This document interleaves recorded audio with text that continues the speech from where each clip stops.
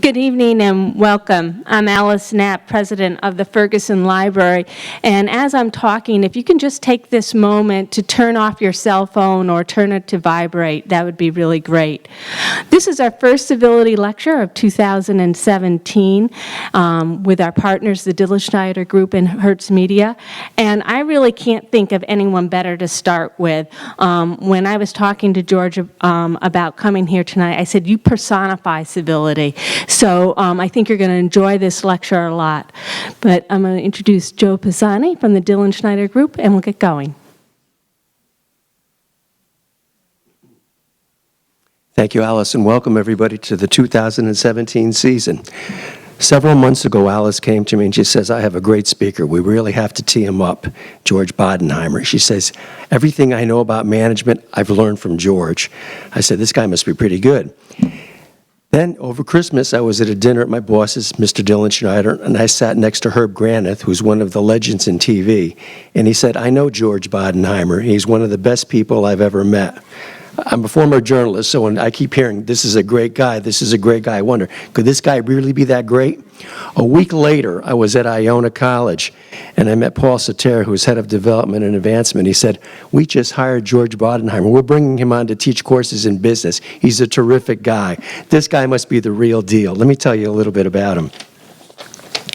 After graduating from Denison, George started in the mailroom at Espn, a company that he would one day run. He understood the company culture from inside out, and ultimately, he helped the company achieve astounding global growth and success by encouraging a culture that puts people at the center of its mission. George is the author of Every Town is a Sports Business, Business Leadership at ESPN, from the mailroom to the boardroom. As the company's longest tenured president from 1998 to 2012, he led ESPN to an unprecedented period of global growth. He assumed the newly created position of executive chairman ESPN in 2012.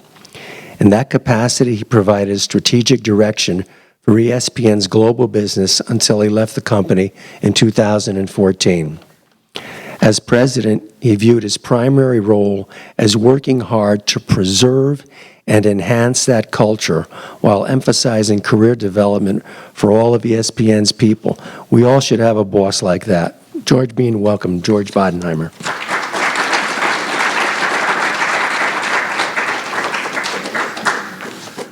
Thank you, Joe. It's a really pleasure to be here tonight in the great city of Stamford, Connecticut.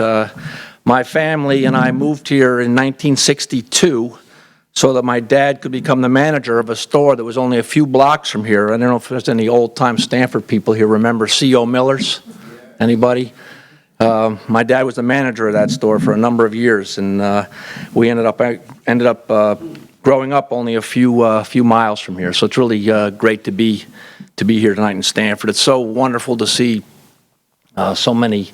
I'm not going to say old friends.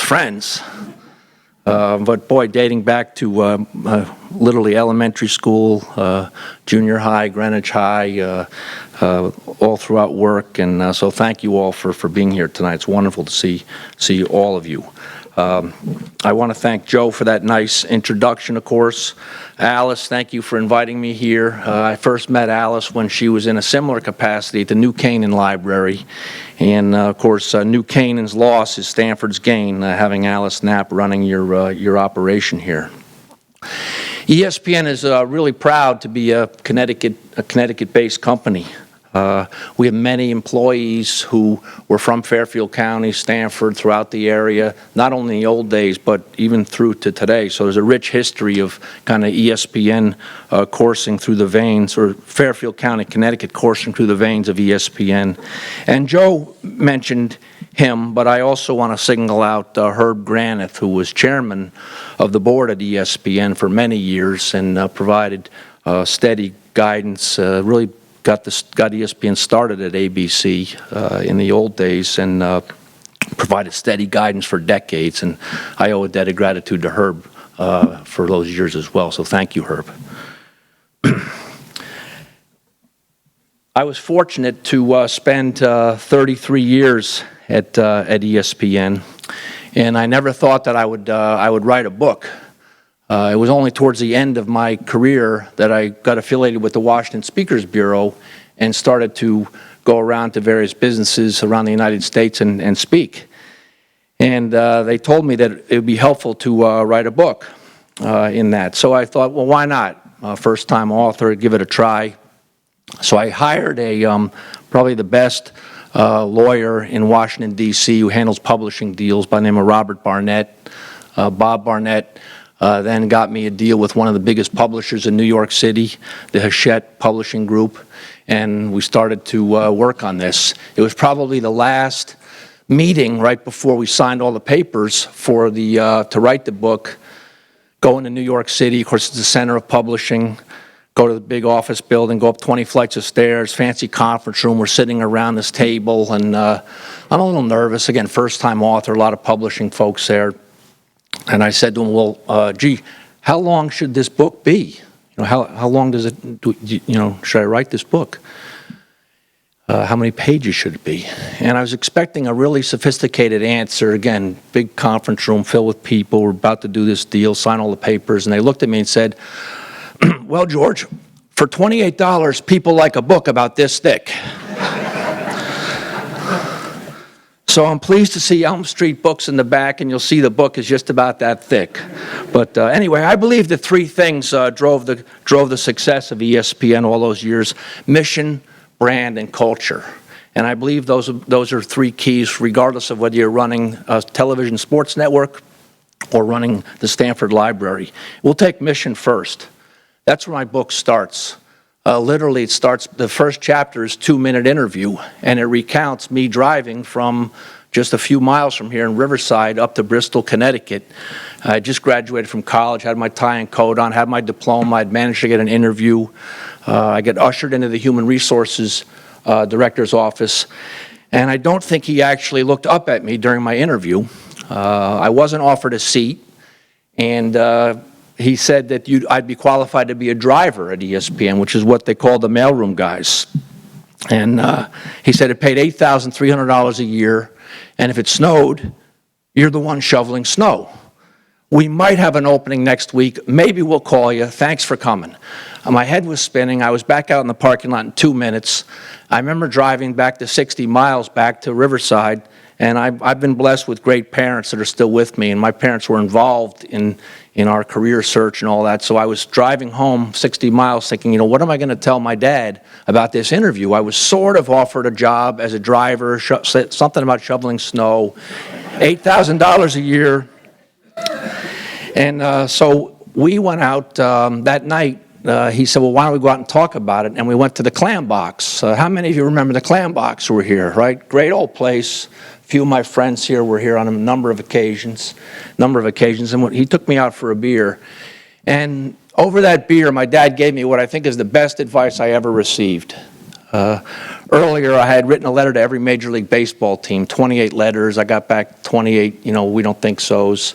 I was getting nowhere fast, and I was really unsure of what to do. But I was interested in the sports business. He said to me, well, do you think you can be passionate about sports television? And I said, well, sure, I can be passionate about sports television. I was very interested in sports. I just didn't know anything about television. He said, well, then if they call you next week and offer you that job, I recommend that you accept that job. Make a career decision, not a money decision. Don't worry about the $8,000 salary. Don't worry about shoveling snow. You can get a roommate, all this. But, get your foot in the door with a growing company and see where it'll go. And I'm fortunate that I took my dad's advice, and I spent the next 33 years at ESPN. Now, if you go backwards about 18 months earlier, ESPN was a startup of all startups, put together by a man by the name of Bill Rasmussen, who was a local guy who was fired by the Hartford Whalers hockey team, who came up with the idea. He hit up friends and family for the initial funding, finally got Getty Oil to put in $10 million, and after a frenetic period of about a year and a half, ESPN came to life on September 7th, 1979, and I brought along the first couple of minutes of ESPN's existence, so take a look.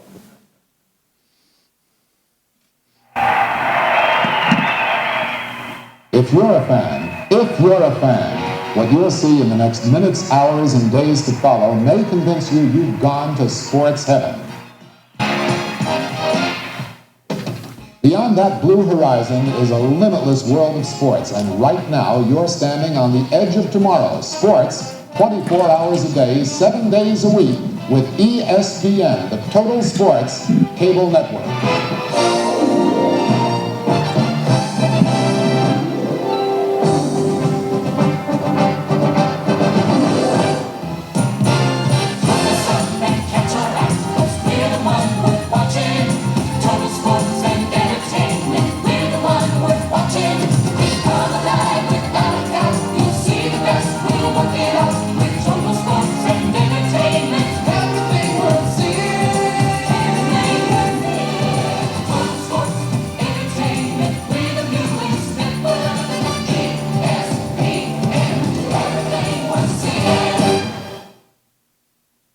Yea, verily, a sampler of wonders. Hi, I'm Lee Leonard, welcoming you to Bristol, Connecticut, 110 miles from New York City. Why Bristol? Because here in Bristol is where all the sports action is as of right now. And we're just minutes away from the first event on the ESPN schedule. That's the 1979 NCAA College Football Preview. And then we're going to follow that with a doubleheader of games. 2 of the Professional Slow Pitch League World Series games will be seen tonight. Now, softball is one of those rare sports that everybody knows something about. Why? Because we all play it on Sunday when we drink a little beer. Now, here's another innovation on ESPN, and it's going to be a big part of our future. The Sports Center with George Graham. He'll have the latest on what's happening all around. George? Thanks, Lee, and welcome everyone to the ESPN Sports Center. From this very desk, in the coming weeks and months, we'll be filling you in on the pulse of sporting activity, not only around the country, but around the world as well. If it takes an interview, we'll do it. If it takes play-by-play, we'll do it. If it takes commentary, we'll do that too. That's the way we'll function from the ESPN Sports Center. We'll be filling you in on further updates as the broadcast progresses.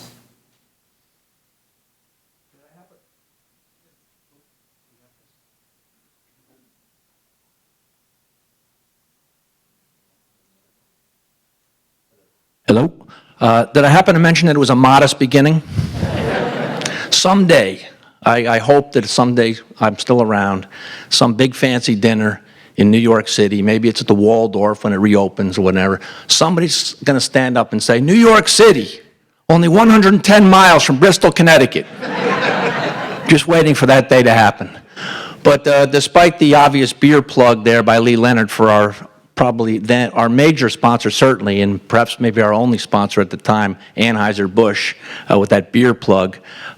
George Graham, the gentleman on the set there, really uttered the mission of ESPN that night, and that's why I talk about it first and why I think mission is so important. It may not have been plastered on our walls, we may not have even really known about it, but he talked about serving sports fans and being there every night with SportsCenter and reporting on the day's news and scores. And ESPN has been there every night, every weekend, every holiday, for going on 38 years now since that very first night, trying to get that done. And I believe having a firm mission, in our case to serve fans, is absolutely critical for any business. Again, whether you're running this library or a sports network or whatever business you're in, having a mission is the most important thing. And most importantly is to drive home that message amongst your employees. I'm proud of the fact you could walk the halls of ESPN. We have upwards of 8,000 employees now, and ask them what the mission is, and a very, very high percentage, well over 90%, would be able to tell you the mission is to serve sports fans. And I'm proud of that. Now, the reason that's important is that helped guide ESPN over the next 35, 36, 37 years, go into businesses that, while seem like no-brainers now, weren't at the time. Launching a radio network, launching a second network, ESPN2, launching a magazine, launching a phone that had sports scores on it, doing an internet site. Again, all of that seems like a no-brainer now, but trust me, they weren't at the time. But because we had a mission to serve fans, we knew we had to move in that direction. So that's why I believe having a firm mission and communicating it is most important.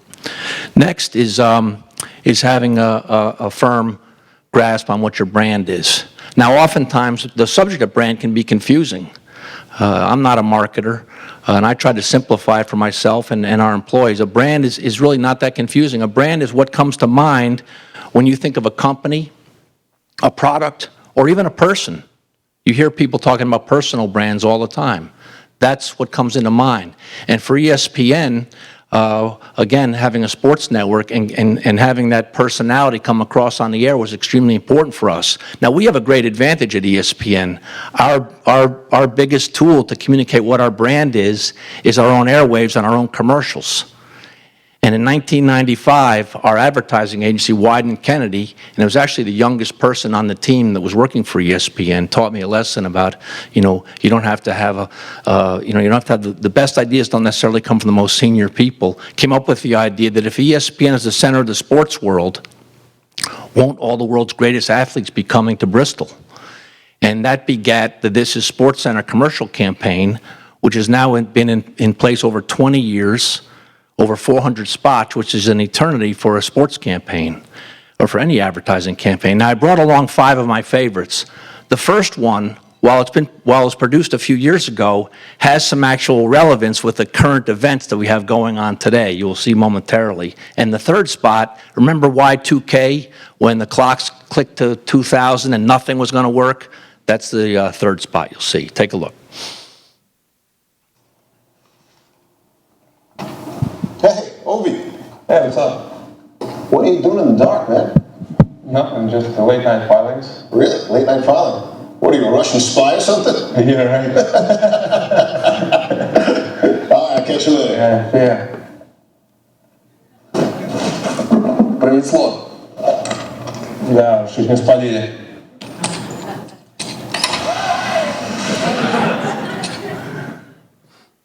It's hard to find an expert more dedicated than John Clayton. He's the consummate pro. We'll see how the 4-3 and the cover 3 work together. John Clayton with the lady. Thanks, Dan. Take care.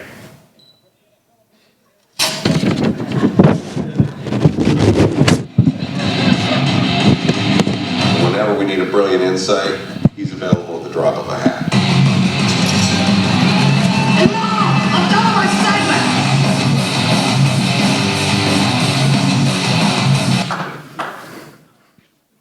With the year 2000 approaching, we're trying to make sure the software here at Sports Center is Y2K compliant. Y2K test in 3, 2, 1.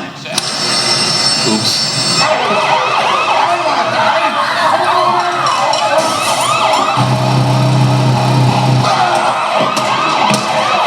More from the NBA and an NFL trade right after this. We definitely have a few bugs to work out, but we'll be ready. Follow me! Follow me to freedom!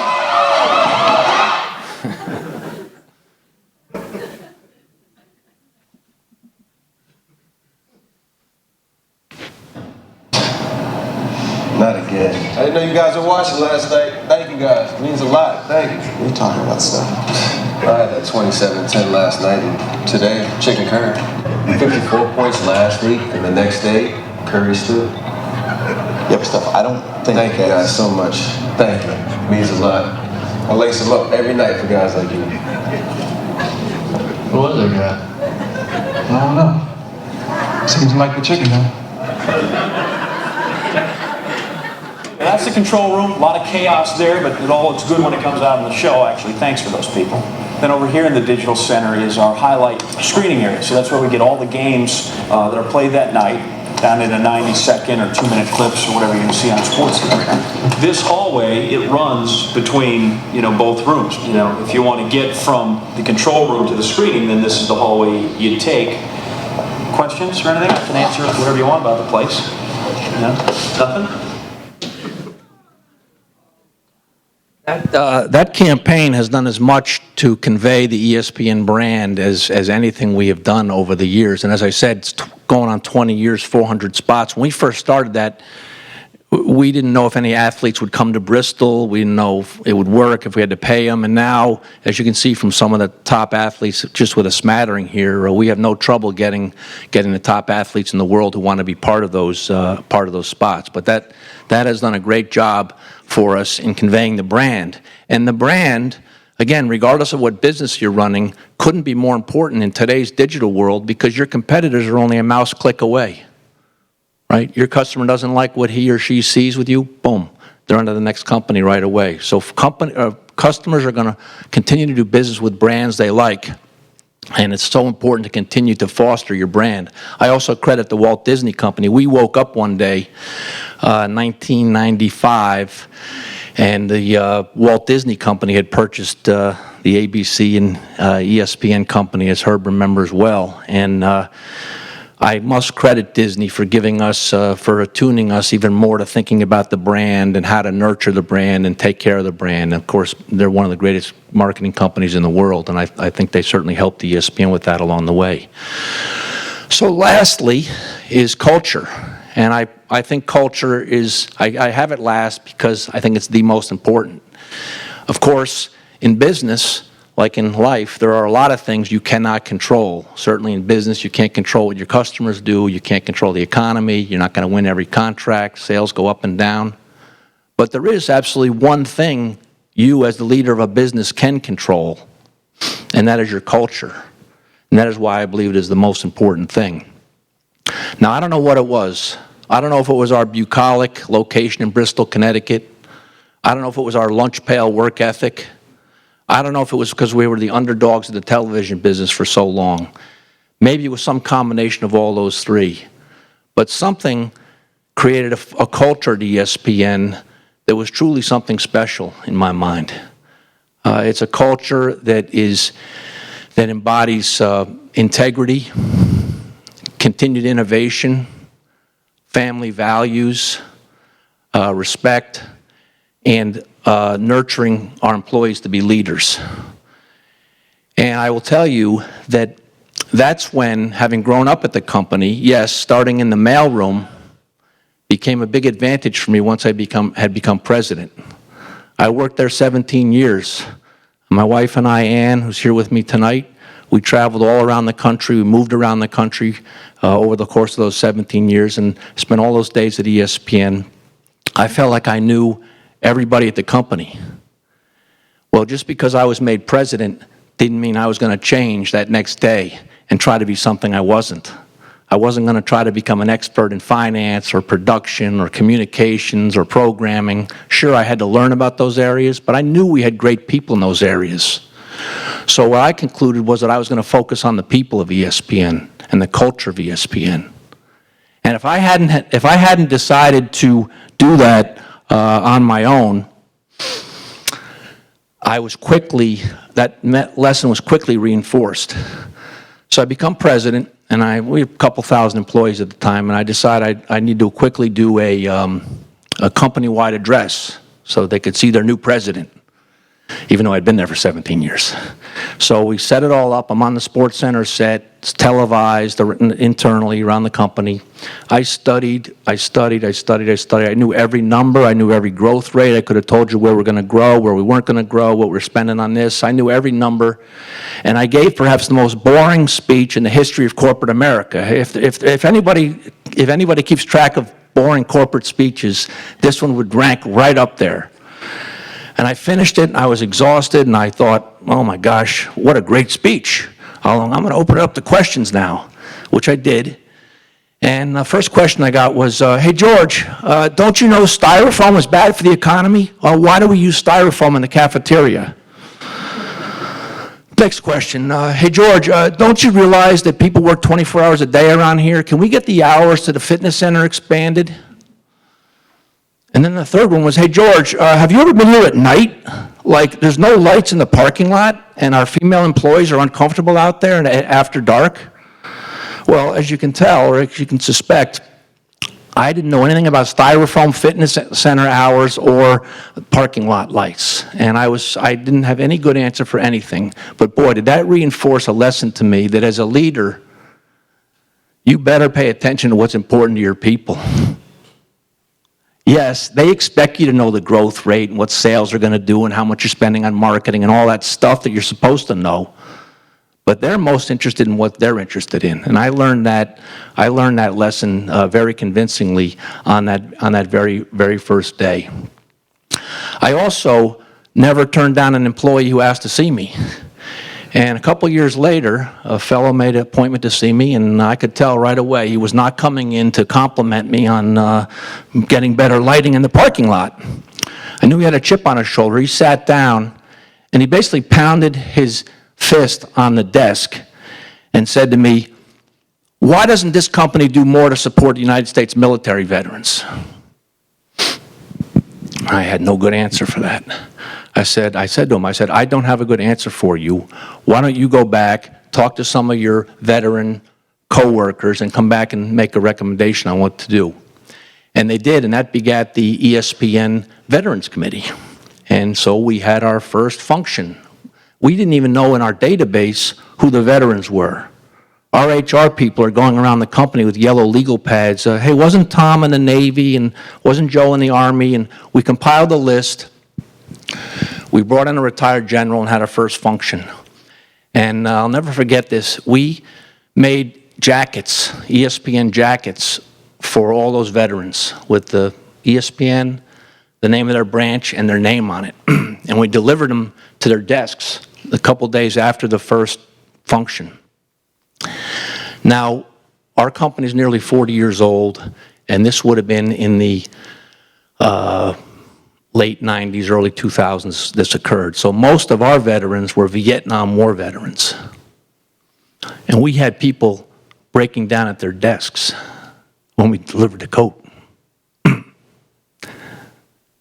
saying they had never been thanked before for their service. Now, thankfully, our country is doing a much better job of that today. But I'm really proud of what ESPN does to support the military. And from this fellow walking into my office and basically pounding his fist on my desk, telling us to get our act together, we now do a whole week of programming around Veterans Day. Is not Veterans Day at ESPN, it's Veterans Week. We do Sports Center from West Point, the Naval Academy, the Air Force Academy. We were in Pearl Harbor this year for the 75th anniversary of Pearl Harbor Day. And I'm proud of what we do. And the Walt Disney Company has a program which started at ESPN called Heroes Work Here, and over 4,000 U.S. military veterans have been hired since we started that, which was less than 5 years ago. So I'm pretty proud of that. But that all emanated just from listening to your employees. I also believe that to be a leader, that a lot of people in these companies care about more than just making money. I think it's important to a lot of people. In 1983, the basketball coach Jim Valvano led the underdog North Carolina State Wolfpack to the NCAA championship. Great story. If you've ever seen Survive and Advance, which was the 30 for 30 made about that season, check it out. It's an unbelievable story. Anyway, we hired Jim 7, 8 years later. Fast forward to 1993, 10 years later, Jim has cancer. And we wanted to do something to support him, so we started a foundation called the V Foundation for Cancer Research, which he announced at the first ESPYs at Madison Square Garden in March of 1993. He barely made it up from Raleigh, North Carolina. If Mike Krzyzewski, the Duke coach, and his wife Mickey hadn't escorted Pam and Jim up here on the commercial flight, he would have never made it. He was that ill. He barely got on the stage that night. But for 10 minutes, it was as if the cancer had left his body. And if you've never seen Jim's, if you watch ESPN, you've seen this speech. But if you haven't, and you just Google Valvano ESPY speech, it'll come up. It's the best 10-minute speech you'll ever see in your life. So inspirational. And he announced the V Foundation for Cancer Research. And since that time, ESPN and the V Foundation have granted over $180 million, have raised and granted to doctors doing research over $180 million and going strong. It's really an important part of the ESPN company. And the reason I bring it up is, again, I think a lot of employees want to do good. They want to do good things, and they want to believe that their company stands for more than just making money. And this has provided a very valuable asset to ESPN and its employees. And I do want to thank Elm Street Books for being here tonight in the back. My book, 100% of my proceeds from the sale of that book go to the V Foundation for Cancer Research. So appreciate any support you care to give the organization through the sale of that book. But it's really been a big win for ESPN. But between Veterans Committee, supporting cancer research, doing things for our employees, listening to our employees, ESPN has a great culture, a culture that I believe is its strategic advantage. God knows the media business is competitive, the business is changing. It's a really difficult space to be in now, but I believe because of that strategic advantage that ESPN has in its culture, that it will continue to thrive.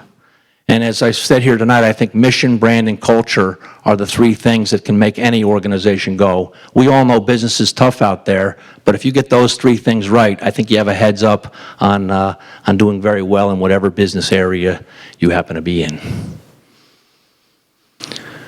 So with that, I would like to open it up to any questions anybody might have. Thank you.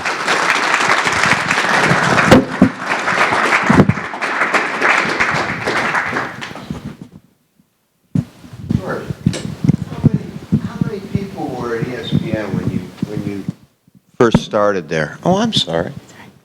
George. Did you hear me, buddy? Yes, I did, Kevin. Kevin and I go back to elementary school, so thank you for being here tonight.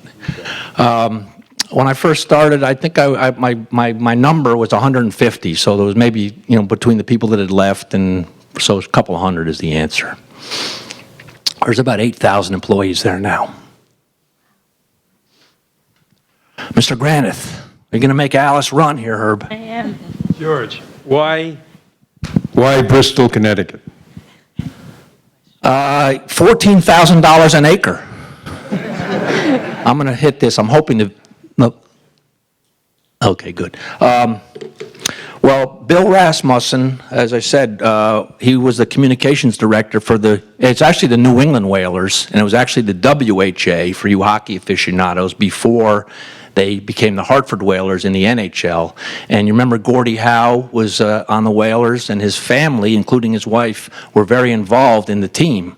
And Gordie Howe's wife fired Bill Rasmussen as the head of communications for the Whalers. So he's up in the Bristol, Hartford area, and he has this idea. He's putting it together, and the idea started, he's putting all this money on his credit cards, friends and family. I mean, he did not have two nickels to rub together, and Bristol, Connecticut is, it's a fine town, but you found some inexpensive land. It literally was $14,000 an acre, and that's what he paid for 1 acre of land. And that's where we have 100 plus acres there now, but including that original acre. But that's why we're there. It's funny. I mean, if you were starting a business from scratch, a television business, you would think Los Angeles, you'd think New York, maybe you'd think other major cities. You'd probably be working a long time before you thought Bristol, Connecticut. But you know what? I'm proud that ESPN is in Bristol, Connecticut, and I think the good old New England work ethic has helped contribute a lot. The ESPN is a hard-working place. ESPN did not fall out of bed and become a billion-dollar success. It's worth roughly $40 billion today. But that was a lot of work. And I credit the work ethic of the people for getting it done. You know as well as anybody. And so I'm glad we're in Bristol, Connecticut. It's a fine place to raise a family and a lot of good surrounding towns. And I don't apologize for being there. And it served us well. Yes. What was the idea for the 30 documentaries? That's great. Thank you. The 30 for 30s came about in our 30th anniversary. We used to throw a lot of parties. 10th anniversary, 15th anniversary, 20th, 25. We threw parties every, we used to just think of an anniversary so we could have a party. So that was that would have been in 2009. And you'll recall we were having a terrible recession in our country, and times were not good. And we decided we wanted to do something more meaningful than have a party. So we decided to do two things. We decided to donate 30,000 hours of community service for our employees, which they blew through in, we probably should have set the bar higher, but we were playing off this 30 thing. They blew through that and produced 30 films documenting the last 30 years of sports. And the idea was to go to world-class directors, Peter Berg, Mike Tolan, et cetera, and say, what's the best sports idea or sports story that's never been put on film? What are you passionate about? And it's been idea after idea after idea after idea, whether it's Wayne Gretzky leaving Canada and how tumultuous that was, or, stories on Bo Jackson, or the story I referenced earlier about the Survive and Advance. There's a ton of great sports stories.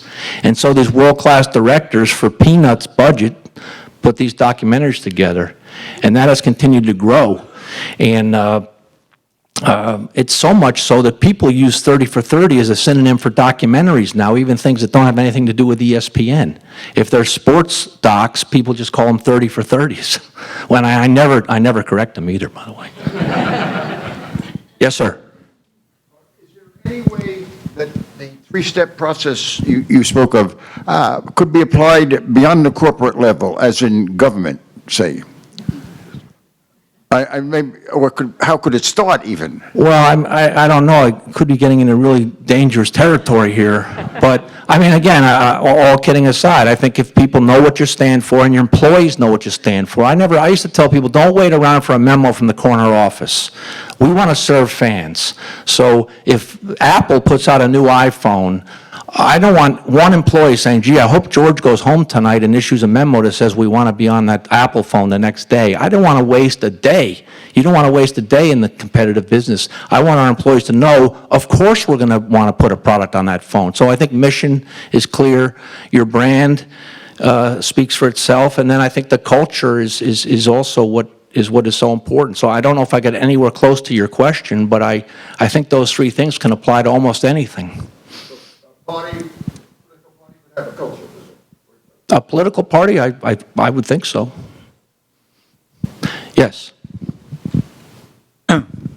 After I understand a fairly long history of substantial growth, I understand the growth has slowed down somewhat. So what do you see as the challenges ahead for ESPN?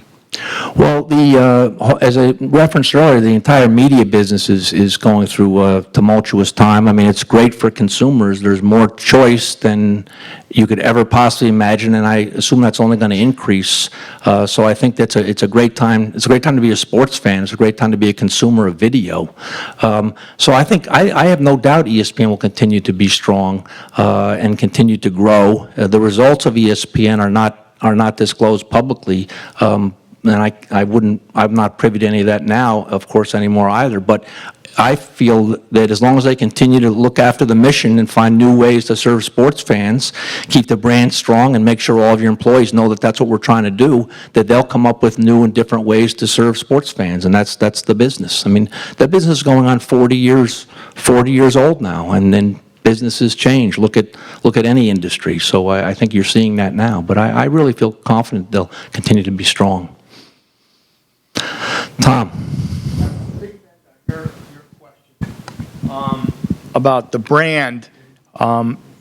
If you work in a monopoly, how do you present the brand and the culture to your people to say that, yeah, we might be the only game in town? If you're the only game in town, how do you make your employees say, you got to raise the bar, even if they're going to call you all the time? And I'm not sure if I expressed that right. But say if you're in a fire department, someone's going to call you if there's a fire or an emergency. So there's not another fire department around. So how do you promote your brand and your culture to your people to say that, if we get to a call, we need to get there in. Last year we were there 7 minutes. This year we need to be there 6 minutes. And how do you understand that to? By the way, I understood your question, and I will try to answer it. But my friend Tom Brown here, a lot of people get a lot of credit and things they do all around town. Tom was a Stanford firefighter for over 30 years. How about a round of applause from Tom Brown? And Kevin, Kevin, my friends Jason and Kevin over there will know that Tom and his brother Mike were the best athletes at Eastern Junior High School. They scored every touchdown, every basket, man. But anyway, it's great to see you, Tom. I think the answer is it's all in the culture, right? And I mean, for business, the absolute holy grail for business is constant innovation. And I will tell you, people at ESPN, Herb knows this, expect to innovate. And if they feel like their management is too slow or not getting it done, I mean, they're in your face. And I loved it. I never thought I was the smartest person in the room. I wanted to hear the smartest people telling me their ideas, and we'll go. And so I think it's about the culture. And our people expect to, using your example, if it took us 7 minutes to do something last year, they want to do it in 6 minutes next year. Yes?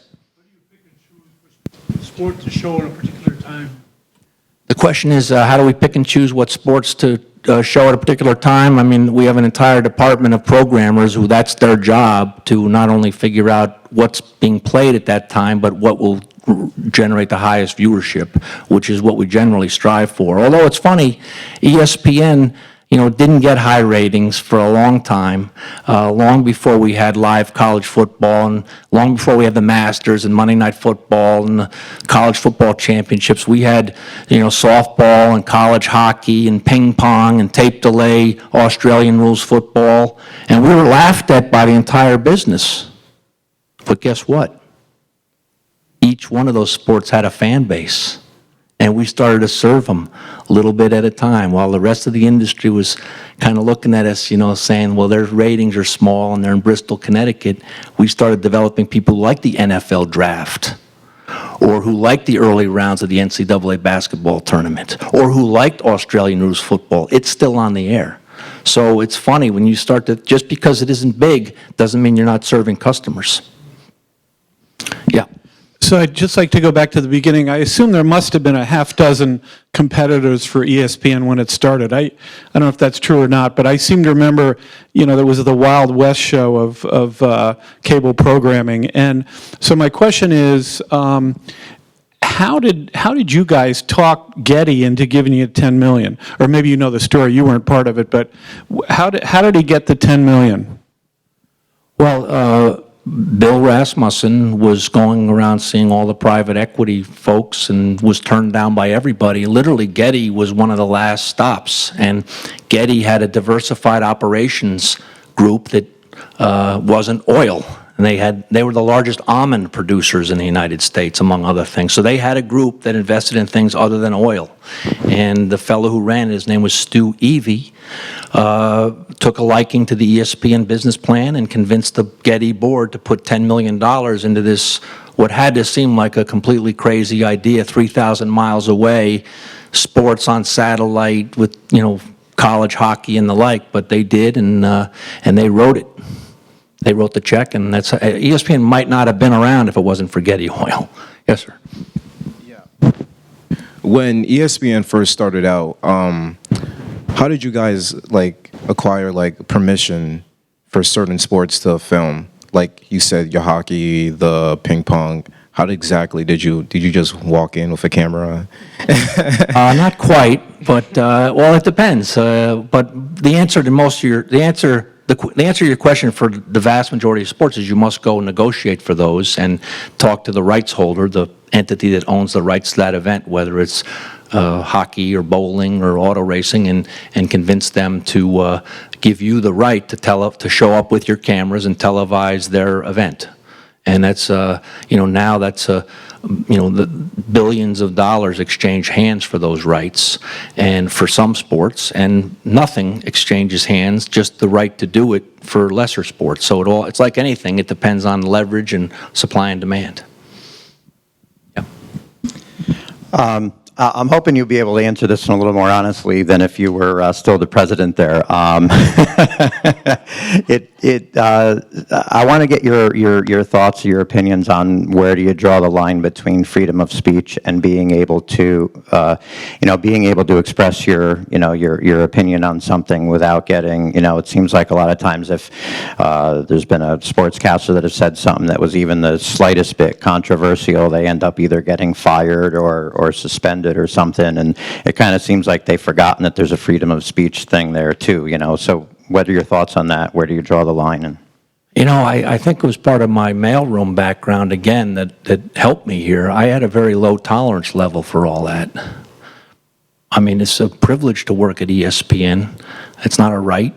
I think that's true of virtually any company, and if you can't act in a mature manner that doesn't bring embarrassment to us, then that's like the lowest part of the bar. But every employee, whether you're in the mailroom or anywhere up, just because you have a television camera pointed at you doesn't give you right to do anything differently, in my opinion. So this is a very honest answer. I had a low tolerance level for that. Now, that gets really hard, and people say things they shouldn't, and there's all kinds of circumstances, and it's messy. But it wouldn't take much to get me over the line.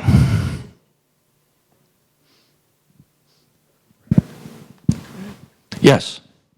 George, first of all, thank you very much for being here. I work down the street at NBC Sports, and we're doing a lot of different things to diversify our revenue streams, going direct to consumers, experimenting with new niche channels, stuff like that. My question for you is, what do you see ESPN doing differently over the next, say, 3-5 year horizon? Did you say you work for NBC Sports? I do. That's why I'm taking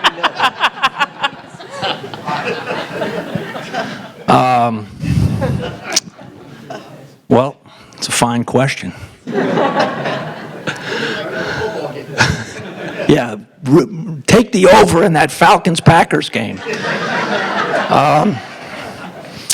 I mean, the world's gone mobile. I think there's 2.5 billion smartphones in the world today. It was only I remember this vividly. It was in 2006. We set a goal of hoping to have 10 million people come onto our website in a month. Last month, ESPN had 32 million a day, and that was just about 10 years ago. So, and I saw a prediction where there's going to be 4 billion smartphones in the world. So, I mean, it's never going back. So, I mean, all kidding aside, it's whoever serves the customers the best on these mobile devices will prosper, because that's the way the world is going. I don't think it's really that much more complicated, to be honest with you. Yes. George, you've had a lot of great personalities, TV personalities, very popular with the audience, probably none more so than Chris Berman. Can you tell us maybe something about Chris we don't know, or maybe a Chris Berman story that he wouldn't mind you sharing with us? There's a million of them, and his status is changing, so there's been a lot on the air, and it's in the last few weeks, so it's been great to see some of the old days. And I mean, Chris Berman did as much to build the ESPN company as anybody. He did as much to build the TV sports business in the last 40 years, and he's done it. I guess what I would answer your question is, I've done a fair amount of traveling with Chris. He is as kind and as gracious as you would expect. No fan in any airport or restaurant shoving a napkin in front of his face while he's eating dinner goes away without something, an autograph or a photo or a handshake or a look in the eye. And I give him an awful lot of credit for that. That's a real tough part for these folks that are in the public eye. They lose their privacy, as you know. But he's as gracious. He's as gracious as you would hope to be for somebody in that position. And I'm always grateful for that, because he always represented the company so well. And this is our last question. Oh, here. I have to preface my question by saying I worked for ESPN for 27 years, many of which for George. And as you might expect, all 4,000 of the employees knew George, but which was unique is George knew all of us. And my question for you is, how did you obtain, whether it was through your upbringing, your father, the leadership skills that you brought to ESPN? How did that come about? What did you do to kind of do that? And I'm sorry, your name again? No, I'm just kidding. Just kidding, Rich. Rich was a great ESPN employee for all those 27 years, and we spent a lot of time together. You know, I do credit my mom and dad with a lot of that. And my dad is the smartest guy I know. Of course, he didn't graduate high school.